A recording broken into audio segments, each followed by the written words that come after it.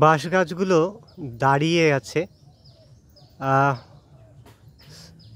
আর দূরের বাঁশ বনটাও খুব সুন্দর। দিগন্ত জোড়া মাঠ আর মাঠে রয়েছে ফসল।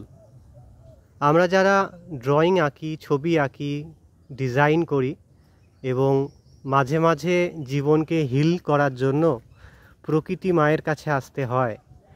আর চারদিকে এরকম যদি সুন্দর একটা প্রকৃতি মায়ের বুক ভরা ভালোবাসা থাকে, সেখানে একবার তো আসতেই হবে। ক্যামেরাটা যত দূর যাচ্ছে আরও অনেক ফুটেজ পাওয়া যাচ্ছে। আর বাঁশ গাছের যদি আমরা স্ট্রাকচারটা দেখি, তাহলে দেখা যাবে গ্রিড করে করে বাঁশ গাছ উপর দিকে উঠে যায়। ঠিক মানুষের জীবনেও এরকম গ্রিডিং থাকে, স্টেপ বাই স্টেপ উঠতে উঠতে তারপরে বিলীন হয়ে যেতে হয়। ঠিক এই বাঁশ গাছগুলোর মতোই নিজেদের জীবনে যেমন বাঁশ নিতে হয়, আবার মাঝে মাঝে যদি খুব দুষ্টু লোক হয় তাদের বাঁশ দিতে হয়, কিন্তু আবার বাঁশ জীবনকে তৈরিও করে। তো মিলেমিশে একাকার এই বাঁশ বন আর বাঁশময় জীবন।